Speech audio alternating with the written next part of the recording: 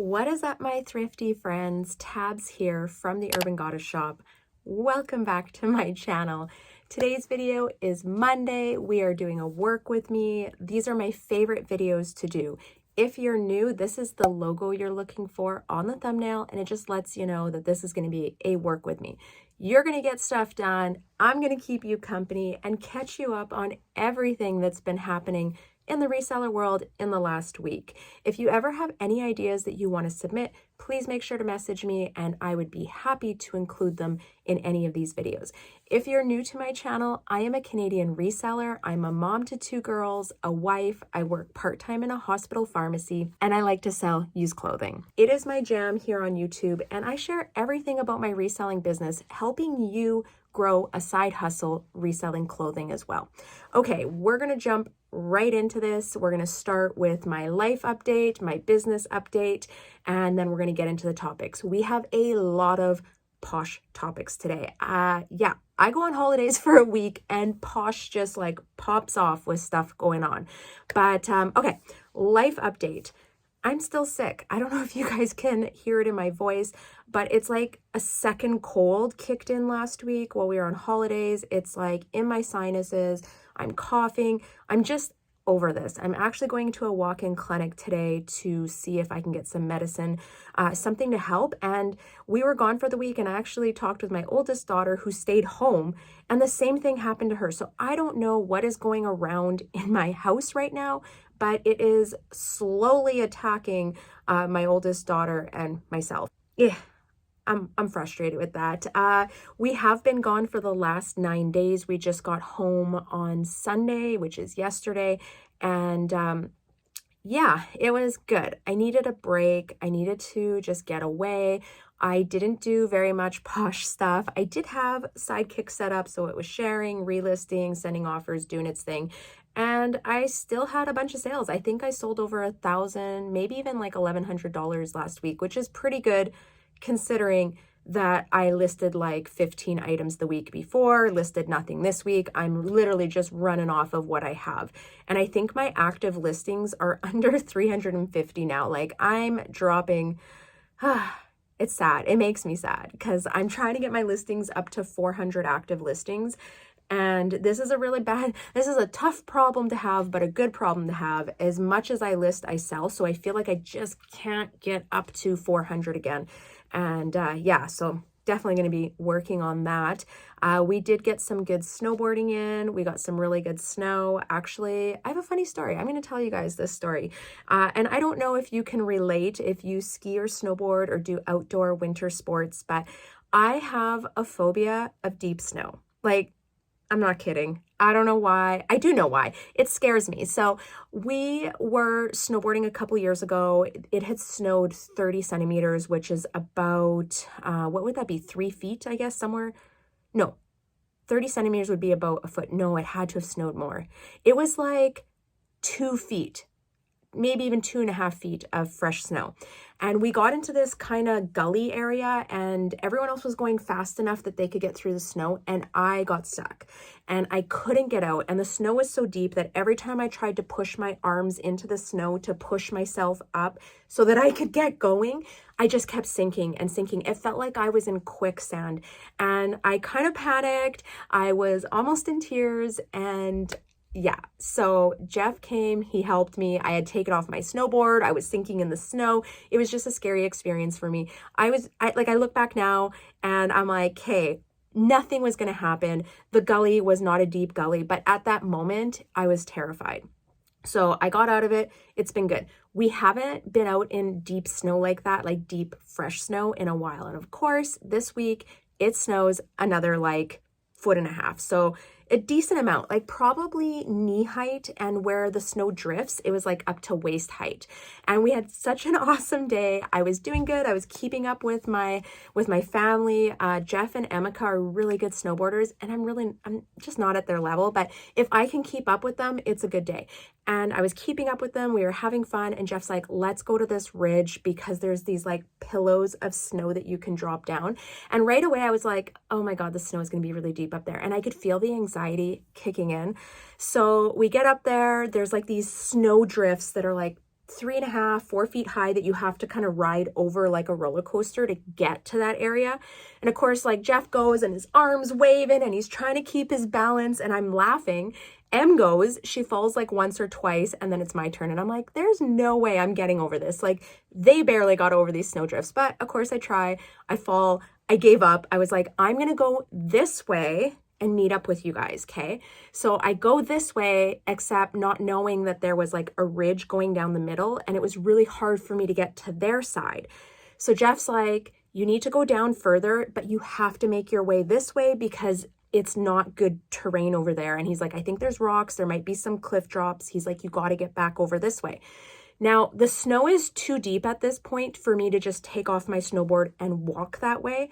So I have to try and snowboard that way. And I'm already anxious, my heart rate, I have a cold, I'm like not breathing 100%. And I'm like, this is ridiculous. So I start to make my way. And of course I get stuck in the snow, put my arms down, I'm sinking in, can't push myself up. And I just go into full on anxiety, like panic attack up there. I maybe had a couple tears and Jeff and Emeka are like, stop, like breathe, you can do this. And they're literally like 10, 15 feet away from me. Jeff tells me, don't take off your snowboard because it's going to be harder. He's like, just try and roll towards us, like make a couple rolls on top of the snow and then you don't sink into it. Of course, I'm in panic mode, anxiety attack. What do? Take off my snowboard because I just feel like it's an anchor and it's pulling me down. So I take off my snowboard and then I'm sinking and I sunk up to my waist. It was so exhausting to try and walk towards them. I had to like stomp my feet to push the snow so that I wouldn't keep sinking. Yeah, it was like 15 minutes. It felt like 3 hours. Jeff like hopped up towards me and like grabbed my snowboard. He's like, just roll. He's like, roll out of here. And I like literally was like a little hot dog rolling across this mountain on the top of this ridge. When I got my gears, I was still breathing like really heavy. Jeff had to talk me through it. He's like, deep breaths. He's like, you're safe. He's like, we're not going to let anything happen. He helps me get my snowboard on and we make our way down. And I don't know, like if you guys, like if you do sports, when you have like a super adrenaline moment, you're actually quite exhausted after. So by the time we got to the bottom, I was done. Emeka told Jeff he owed me a hot chocolate on his debit card. We have like a joke of who's paying for what, and our kids just die laughing. So she was like, Dad, you are paying for the hot chocolate. So we went in and had one and then kind of like laughed after, and he was like, I can't believe how scared you get. And I said, like, I can't even control myself in deep snow. Like the anxiety and the panic attack just takes over. So the other day we're sitting on the couch, we were telling Lena the story because she's at home and we're out in the mountains. So we're telling her the story and she's dying laughing because she was there the first time I had the panic attack in the gully. And she's like, Mom, I've never met anyone that was afraid of snow. So of course, Jeff looks it up and there is a word for it. Like there's a legitimate phobia of deep snow. And it was like when the thought of it snowing makes you have anxiety. And I was like, the thought of it snowing sometimes at the hill. And that's what I told Jeff. My happy point of fresh snow is like 12 inches. That's it. Like 12 inches, that's good enough for me. That's enough to have fun, but I'm not drowning. Anything more, I am drowning. So that was our funny story from the week. Yeah, I don't know. If you can relate, please drop down below. If you have ever been stuck in deep snow, drop it down below. Please tell me I'm not the only one. But that is my personal update. Oh, one sad thing. So we put down our cat. I talked about that. And we were gone with our dog. And of course, last night was the first night we were home since last Friday. And Callie was like wandering around the house looking for Stella. It was so sad. Like 3 hours. She wouldn't settle. She wouldn't lay down. She was just like everywhere sniffing, looking for her. It was heartbreaking. So I think this week is going to be a tougher week with our pets because we do have another cat named Karen, and my daughter Lena had said that Karen was like extra snuggly, like she also knew something was going on, although Karen and Stella were not friends. They did not get along. Stella was really mean to Karen. Like there's like a whole pecking order in our pets at our house. So yeah, I think this week is going to be, I don't know, day by day. How about that? We're just going to take it day by day. Now, business update, I kind of said like things are going really good. My monthly total for February as of this morning was like 5,300, which is pretty good. We still have a couple more days. I'm anticipating more sales coming through. So if I can get to that 5,500 or 6,000 for the month, I'm happy. That's really good. And I think like new listings, I did 15 last week, maybe 25. So like I haven't put that many new listings up this week. But I do think like my new sourcing strategy and what I've been doing is working. So I'm happy with that. Things are going good business-wise. Okay, so let's jump into today's topics. Before we actually jump right in, I want to tell you guys, I know that Free People sweater that I was like, should I keep from my last thrift haul? I tried it on last night. It doesn't really look good on me. Sometimes Free People stuff, I feel like just makes me look really frumpy and I don't know.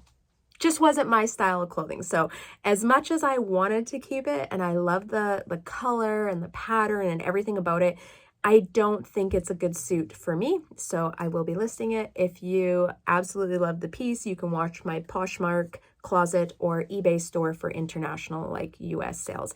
But I should have it listed in there by like Wednesday this week, I would say. But yeah, I did try it on. I want to say that I was going to keep it and I was actually going to wear it for the video today, but it just does not look good on me. So I was like, nope, not doing it. Okay, we're just going to start going on this. So something I wanted to note, and I put it in here as number 1. And you know what I find really annoying on Poshmark? Like something that actually just gets, I don't want to say gets my blood boiling because it doesn't really, but I just find it really annoying and kind of icky. I have a couple favorite brands. I have some saved searches. Every morning I check these and I look for good deals on these brands for personal use, for us, for hiking, for being outdoors. So I looked up one of these brands in the morning and the first 2 listings at the top are someone's closet sale. Nothing gets me more annoyed than people inappropriately using style tags or brands on items to false advertise their listings. If this is you, stop it. You are ruining the algorithm and the search. And if everyone did that, like if every seller did that, it would be a poop show. I want to say another word, but YouTube is like cracking down on swear words right now. So yeah, I think it's things like this when people start to use style tags or brands on things that aren't related. Like the one thing that annoys me too is when I'm searching up, we'll say Patagonia, and someone's Old Navy jacket shows up and I scroll down into their listing and they actually put Patagonia into the listing so that it style tags it. They're not the same. Do not attach other brands that are not related because that ruins the user experience. No one searching Patagonia on Poshmark is going to be like, oh, but that Old Navy jacket's really nice. Like it doesn't happen like that. And I mean, it can work with various different brands. That seems to be the common one that I see. It's like a mall brand and they tag it with like Arc'teryx or the North Face or whatever, right? So yeah, if you can relate and you do this, just stop. I have to use my platform to say this. Okay, next thing that I wanted to talk about is POSH Sidekick settings. So I did a video, I think like a week or 2 ago on how I have POSH Sidekick set up for myself and what works for my business. I did state in the video that I had the minimum profit set to $15. And I didn't realize that this wouldn't work for certain people. So the $15 minimum profit works for my business model, my ASP, the offers that I'm sending, right? It works for me. But What I didn't take into consideration is if you have items listed under $25 and specifically under $23. So if you have an item listed for $23, you set your automation to send a 20% off plus a $9.99 in Canada, the shipping discount. The first one is the $9.99, but this would be relevant as well if you were a US seller. I think it would probably be like $18 or whatever. But yeah, if you sent out an offer and they gave the 20% off plus the shipping discount plus Poshmark's commission, you're not going to be making the $15, so it won't send out those offers. So if you do have quite a few items listed under $25, you would probably want to set your minimum profit to like $5 or $0, right? Just throwing that out there. There was an instance that I figured out last week where some offers weren't being sent out, but I think there was also some ASP issues. So whether they had their ASP set to a certain rate and it wasn't meeting the requirements. Sorry guys, I did not think about that. It works for me, may not work for everyone else. The easy fix to that for that min profit is to set it to $0 or $5. And I think that that should help you out. Also, while we're on the topic, I saw this post from Global Collective, I think. I can't remember her name. I just know people by their Instagram handles. Anyways, she did a post, I think it was like yesterday, and she said, listing daily means nothing if you're not listing items that people are looking for. And I think that that is more true than ever right now. I think that people are just being really selective in what they're buying. And if you find that you're not making sales, I have this question for you. Do you comp search what you're listing? Do you know that these items are selling recently? Do you know that people are shopping for these items? It's not the be all end all, and it's not like the answer that if you're not making sales, this is why. But that would probably be like the first step that I look at. If I were you and you're like, why aren't I making sales? Start with that, because I don't know, a lot of times when someone comes to me with issues in their closet, that's the common thing that I see when I look and I'm like, well, some of these brands aren't selling how they used to sell. I find they're not moving as much. And it is difficult when you have very limited sourcing, right? So I always say you gotta look at what's available locally and try and pick the best stuff with the highest sell-through rate. But that's literally what I'm doing right now, is just picking things and sourcing things that I know will sell, that people are shopping for right now. Okay, had to chitty chat about that. Oh, also, I was going to say about my last thrift haul, I just wanted to clarify if you heard me say the word buccal, because that's how I thought it was pronounced. It is boucle, and the definition is a fabric made of looped yarn, commonly wool.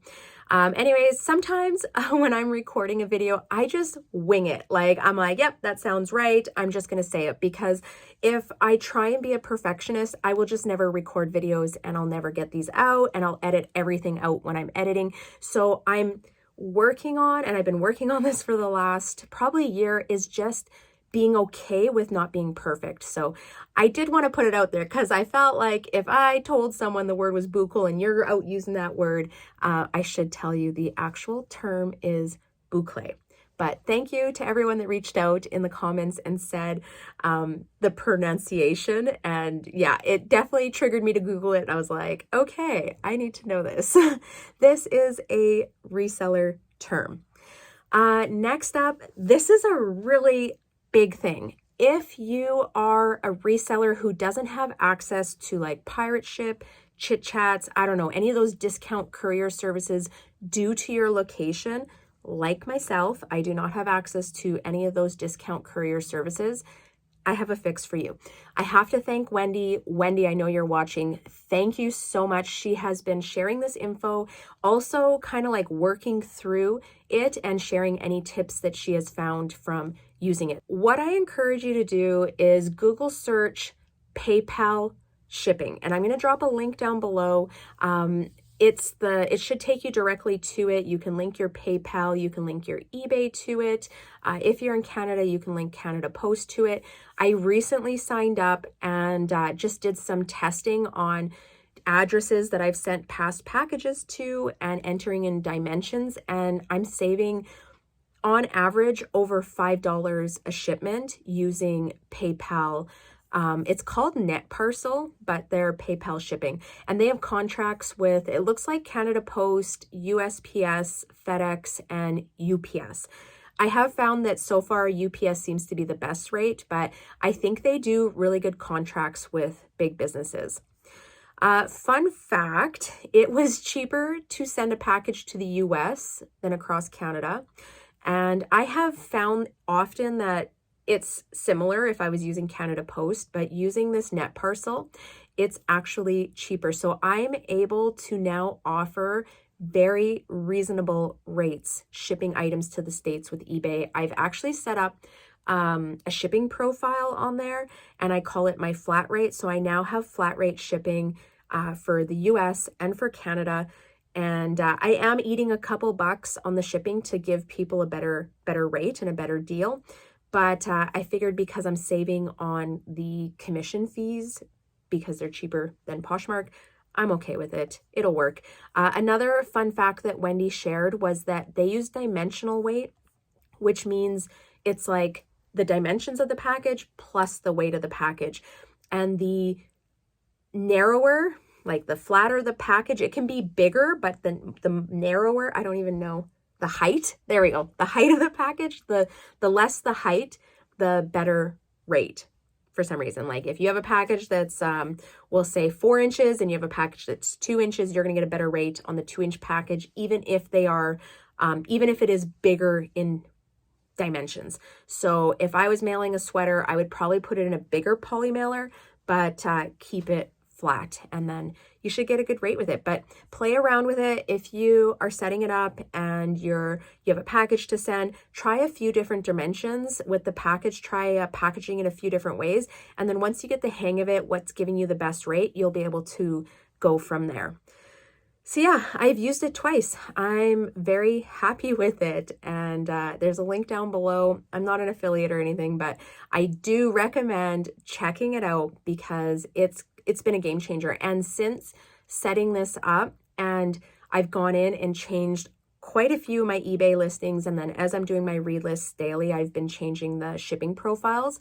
I've already had 2 sales in the last 24 hours. I sold a pair of Lulu pants and a beige dress last night. So I'm happy. I think this is gonna really open up the window for eBay for myself. And it goes from, like, I was using calculated before, but a lot of times calculated shipping was still like $22 Canadian. Being able to offer $9.99 for Canadian for US shipping, I think is what's gonna open up to more sales, because when people are filtering, they're seeing a better shipping rate. But yeah, I think it'll be a game changer. If you want to give it a whirl, check it out and see if it works for you. It is working for me. And I will try and do a video probably in the next month once I work through everything, get all my data and info.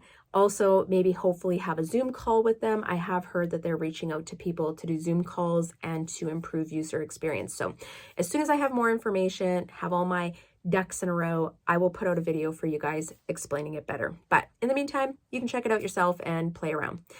I wanted to talk on one more thing before we jump into all the posh topics. I feel like I have to say something about this because I have been on the other end of online bullying, and it's happened to me multiple times in the last few years, on Instagram, also through YouTube and through Facebook. So I felt like I had to say something. I don't always necessarily talk about the situations that involve me because I don't want to give people the microphone anymore. I don't want to give people that validation. Like, I don't know how to describe it, but I am going to address this, and I think it needs to be said more in the community. There's been some awful things going down in our community, and it truly breaks my heart it's never okay to bully someone online, to stalk them, to say mean things about them. It's never okay. And I think you need to think before you type. If you have ever been in this situation, I think we've all been in a situation where we've said maybe not nice things about someone, maybe not to the extent of what's been going down here, but I think what we all have to think about is before we type something up and hit send, would you be okay putting this onto your story for everyone to read, right? And if you know that it's not, you probably shouldn't say it in private message either. I'm raising two girls. I have a 20-year-old and a soon-to-be 15-year-old, and online bullying is real. And I've dealt with it in various situations with my kids, and it just breaks my heart. It's like people can say things online and they don't care how it affects someone. They can stalk them. Yeah, I just want to say I'm not okay with it. If you are involved in this type of stuff, you should probably just unfollow me because you're not my tribe. You're not my people, and I am not okay with this. It also scares me to think that people pretend to be friends with people to like get information or talk bad about them. And that's another thing I'm not okay with. So if you are a fake friend to me because for some ulterior motive, please just unfollow my content on all platforms and I'm cool. Goodbye. No hard feelings. Yeah, I actually had a bunch of notes here because like it makes me emotional. Like it hurts me to know that people are this mean to other people. And at the age of 39, I'm going to be 40 this year. I can't believe that I actually have to talk about this in a video with other adults. Like this isn't okay at any age, but I feel like this is very high school type stuff, and it needs to stop. So if at any point you are in a conversation that you feel uncomfortable in, you need to leave, okay? Just leave, exit the conversation, tell them that you are no longer participating in that.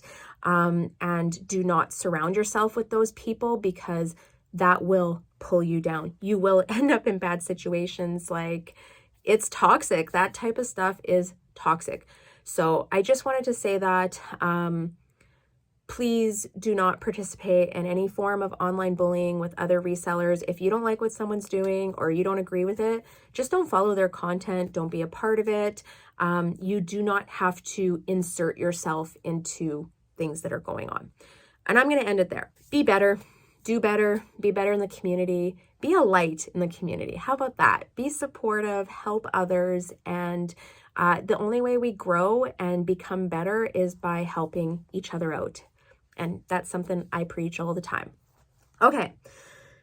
Whew, that's like a heavy moment. That stuff is hard to talk about, but man, if I can use my platform for anything, it's like some of these things, you know what I mean? Like this is something that I think anyone that has a large platform, we need to enforce and talk about, and for everyone to know that this stuff isn't okay.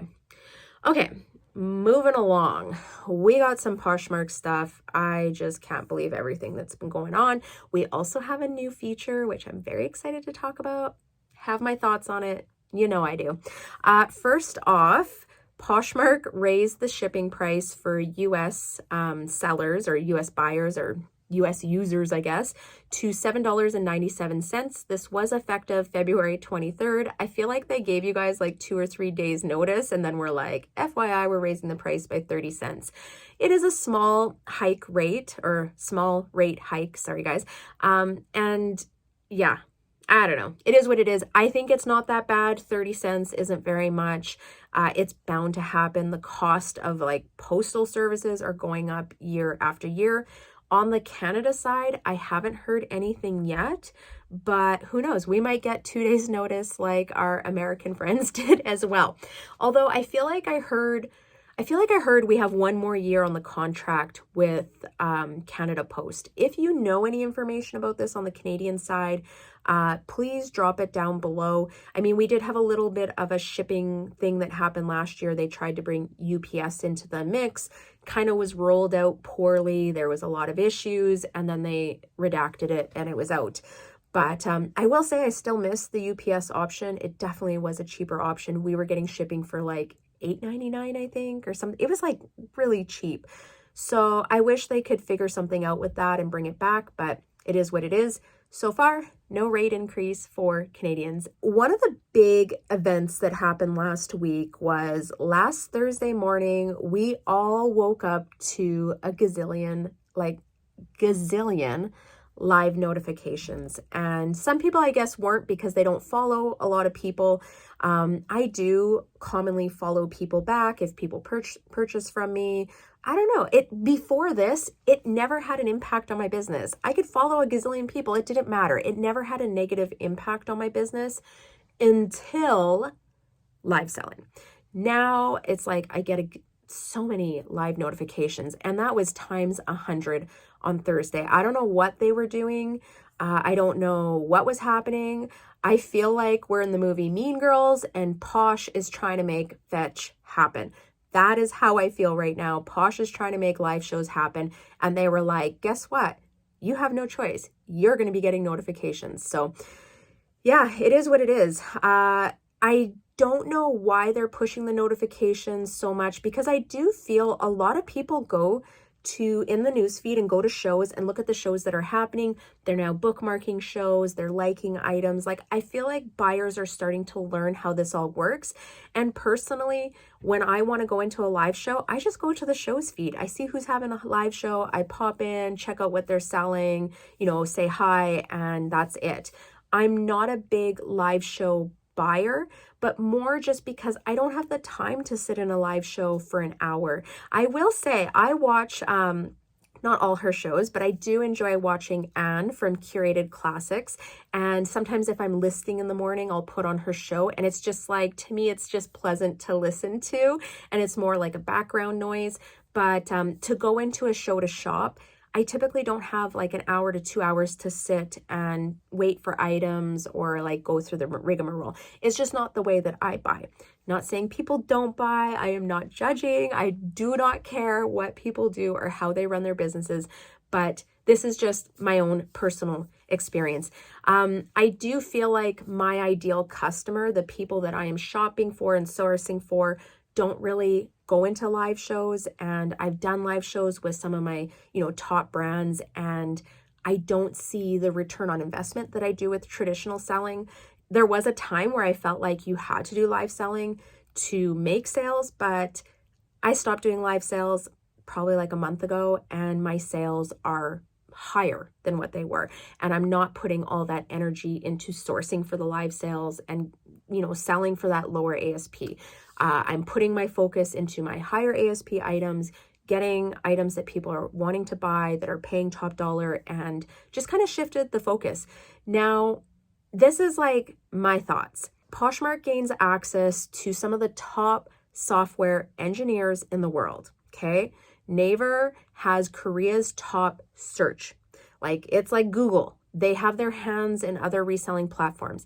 How is this like one of the changes that come out? It always blows my mind. I expect so much more. I expect the search to work like eBay. I expect the algorithm to go back to how it was 2 years ago, but they just keep coming out with these other things instead of fixing what they already have. And I know it sounds like I'm pooping on Posh, but I have to say it, let's just fix what we have before we start adding all these other things on. I actually find it exhausting trying to figure out what they're doing some days. And anyways, so on that note, they did pull it back. I noticed 24 hours later, it was already greatly reduced.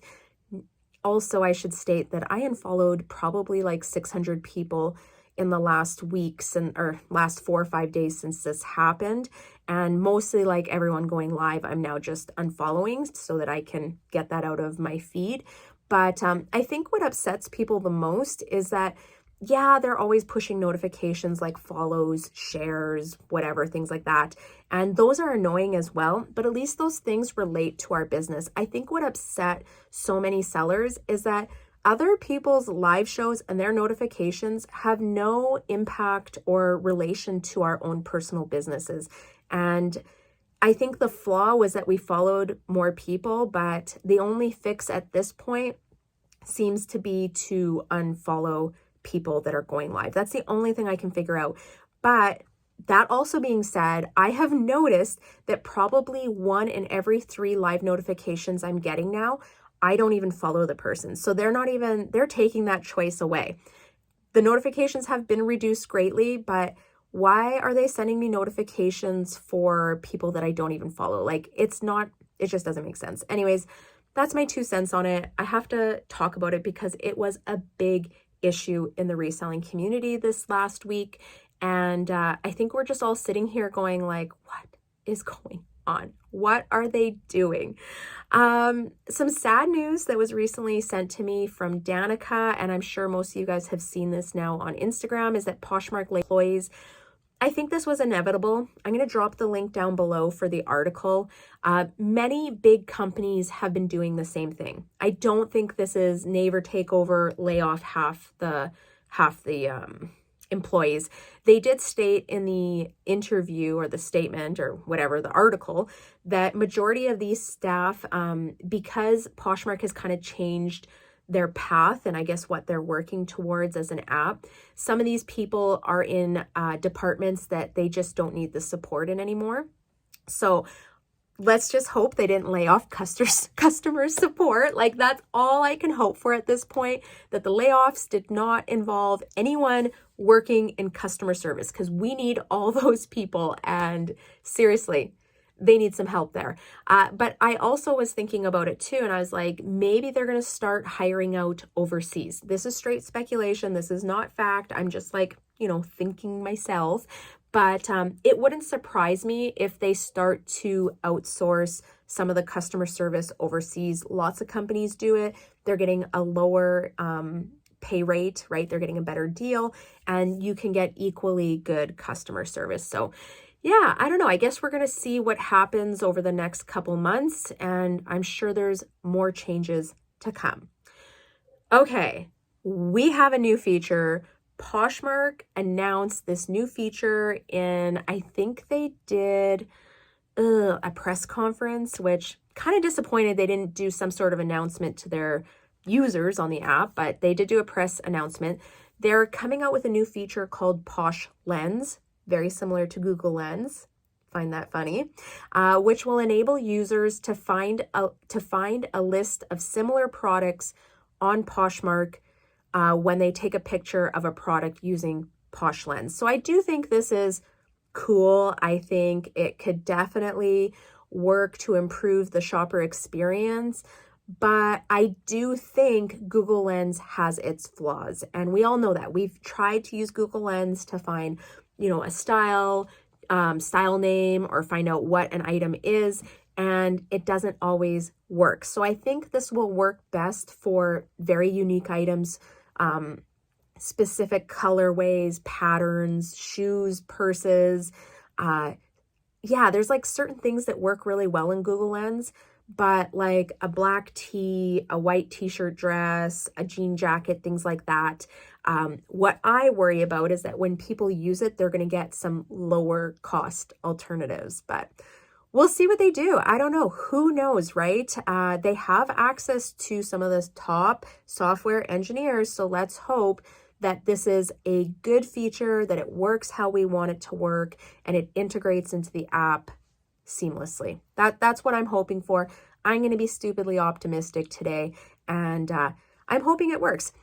What do you guys think? How do you think that this could change the shopper experience? How do you think it can, go both ways? I'd love to hear your thoughts. Sometimes when they come out with these things, my mind is like thinking this way, and I'm not realizing maybe the other opportunities that could come from this type of application. So I am all ears for you guys.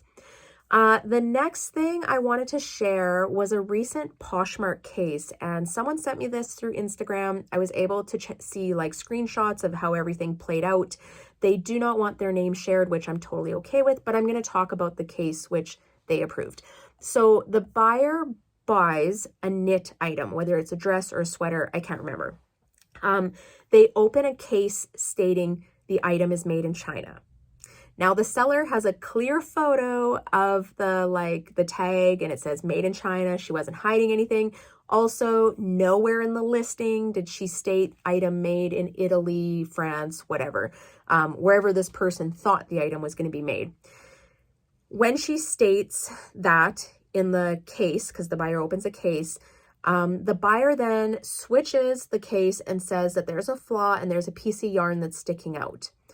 Seller has very clear pictures. Nowhere is this flaw shown. She even has a picture before she sent it with the item like spread out with the shipping labels there, because she has a worry of people opening cases like this. So in the picture, no flaw. Buyer takes a picture, pulls out a thread, puts it into the case. Who do you think Poshmark sided with? I'm sure you guys know where this case is going. Yeah, Poshmark sided with the buyer, and I'm so blown away because this was very clear. There was evidence, there was no flaw when it was sent. I don't know why Posh would agree with this. I do think buyer's remorse is very real, and I've talked about this before. I do stand behind if an item will sell once, it'll sell twice. But I'm not against a seller stating facts in a case, and she stated the facts. She had proof, and when the buyer does this, it didn't matter. And I couldn't believe Poshmark sided with them, because I feel like over the last, month or two, I've actually noticed cases have been going very well. Poshmark has been dealing with them in a timely manner, and they've been looking at the evidence and making good decisions. I don't know. My own observation. I'd love to hear from you guys. Have you had like a similar case in the past? Have you had any recent cases? What has been the outcome? How is Poshmark responding? What's going on? Okay, let's just help her out. And is there a different way that you think cases like this could be approached? I think she did the right thing. I would have done the same thing. I would have stated, tag says clearly made in China. I have clear pictures showing that run or whatever loose yarn wasn't there when I had the item, but I just don't know what she could have done. And I don't know why Posh isn't reviewing everything and what their policies are for accepting these. Now, on the topic of cases, I actually had my own case recently. I sold a Mackage leather vest a couple weeks ago. It was like a partnership with Aritzia. It's an expensive vest. I sold it low. I could have held onto it longer. I think it would have done better in spring and summer. This person sent me an offer. I've had it listed for like 5 months. I accepted it. Of course, when she receives the item, she opens a case and states that there was a flaw. I did go back to my photos to see if I could see the flaw, and I couldn't, but it didn't mean that the flaw wasn't there. And I will be the first to admit I'm not perfect. Sometimes I list quickly and I miss flaws. So if someone opens a case, I'm going to say her pictures weren't that great, but I was like, could be true. I don't know. I can't confirm that it wasn't there. So yeah, I just stated in the case, I said, can you include, better pictures of the flaw? And it's hard to see. And I just left it at that. I was on holidays. Nothing else happened in the case. Poshmark emailed me, said the case was approved and that the buyer would be returning the item, which I was like, cool.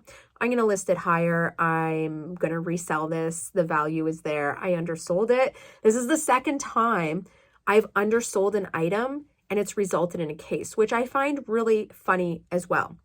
Now, plot thickens. 2 days ago, Poshmark emails me and says the buyer did not ship back the return. Now, I also need to state in the comments, not in the case, but private message through the purchase, the buyer had messaged me and asked if I could do a partial refund, which I said, I do not offer partial refunds. That would be up to Poshmark in the case. So I don't know if there was a conversation. Oh my gosh, I'm losing my voice. I don't know if there was a conversation behind the scenes with Poshmark and she was just requesting, a partial refund. Poshmark said, no, we're just going to accept it and have you send it back. It was a high value item. Like the vest was worth over $350. I sold it for $75, which was pretty low, especially for sold comps of similar items. But yeah, anyways, So she didn't ship it out. Poshmark released the funds. I got paid for it, and I'm assuming she kept the item and changed her mind. Now, what I find really funny is that I've been selling on Poshmark for almost 3 years, and I've had 2 of these types of cases in the last month. I've never had these cases. I've never had cases where people were requesting a partial refund. Right away, people are usually like, this is the problem. I want to return it. I say yes. I take it back, right? This is so weird. Like, is this a new scam? Is this what's going on? And where do they hear about this? Like, how do scammers learn about new scams? That's what I want to know. Is there like a group chat where scammers get together and they share details on how to do this? I don't know. The common factor for both of these items, as I said, was they were worth over $175, both items. And in both instances, I sold it under fair market value for resale value. So if you have any thoughts on this, or you've had the same experience recently, please let me know. Drop it in the comments. I want to know what the heck is going on right now. What is going on with these cases? It seems like they go in flows, right? Or like in waves. And sometimes it's like these types of cases, and now it's these types. But I swear, there is like a group chat where all these scammers talk and figure out how to get things for free or discount. I don't know. Okay. Last topic that I want to talk about, and then we're going to do something fun as usual at the end. But the last topic is, I don't know if this is the same in Poshmark US, but Poshmark Canada sends out a trend report to Posh ambassadors once a month. It includes top trending style tags, top trending items in women's, men's, kids, and home, most searched items, and top trending brands. Ugh, there's a whole lot of stuff. It's pretty basic, like pretty basic. I don't know. It's hard for, sometimes it's good where I'm like, okay, sometimes they like put stuff in there that I'm like, I don't see this in trends, but maybe I'm missing something. But the one that I found interesting was most searched items. And the reason why I find this interesting is the most searched item was Brunette the Label and Littlest Pet Shop. Now, Littlest Pet Shop, I can see trending. I know a lot of those older toys from like 10 years ago are coming back. People are collecting them. But Brunette the Label, I was actually surprised about. And what I'm wondering, and this is straight speculation, do you think resellers doing comp searching affects or skews the data that Poshmark is collecting? So if we're all out there sourcing and there's, thousands of us, and we're looking these items up when we're out there to find out what the sold value is, what's available on Poshmark, do you think this affects their data? I feel like a lot of people search whatever, Brunette the Label, but I don't, to me, it's not a brand that I seek out, and it might just be more the resale value. Another thing that I wish they did with this was that they would have prices. So sometimes they'll be like, this is like a top selling item, but it's a top selling item that sells for like $15. I don't think you should be supporting this or telling this, like, who's trying to sell items for $15 right now? Not me. But yeah. This trend report stuff, I like it, but it's still kind of vague data. And I guess what I'm asking you guys is, do you think us doing comp searching skews some of their top searches, top brands being searched, top styles? Because there's a lot of us doing this searching every day, multiple times a day. Just a thought. And I'd love to hear your thoughts on it too. Okay, last item. Oh my gosh, I can't believe I paused like that. Last item of the day. We are at the end of the month. It is the end of February. I like to do goal setting. I like to hear what your goals are. I want to know, did you meet your goals for the month of February? But this is what the topic is for today. This is the fun topic. So I want to know, did you reach your February goals that you set out at the end of January? I did a video. You guys talked about it. Lots of you guys dropped your goals for February down there. And then what are your March goals? So we're going to be coming to the end of the first quarter soon. And this is where you should be able to start looking back, finding out what were your goals, what are the goals you set out for 2023, and are you on the path getting there? So personally, I set out goals for the year. I think my goals for February are being met, except the new listing part. Even though my business is doing really well, my sales are quite high, I actually haven't listed very many items. I'm not meeting my listing goal right now. So going forward, my listing goal for March is 30 new items a week. Non-negotiable. I need to do this. If I get behind 1 week, I need to catch up the next week. Like, I have to do this because I look at it now and I'm like, man, look at all these sales I'm making and I'm still not listing consistently. Imagine if I listed consistently and got all these new items out, what my sales could be. And my goal right now is not to list, do a high volume. I'm just trying to get 30 solid listings that probably have an ASP of over $60 right now. That's what I'm shooting for. I guess we will find out at the end of March how things go. So drop down below, share your thoughts on any of the topics we've discussed today. I always look forward to hearing what you guys think. I believe the magic happens in the comments. I'm just a facilitator. I'm just up here giving you one side, but I love to hear everyone's opinions and thoughts and ideas on these topics. So we're going to end at that. Thank you for watching. Thank you for supporting my channel. If this has brought value to your reselling business, give me a thumbs up. Let me know. Make sure you tap subscribe on the way out if you're not already subscribed. And I'm out of here. Wishing you guys all many sales, lots of extra sales. I feel like sales are starting to pick up, and I will see you next time. Bye.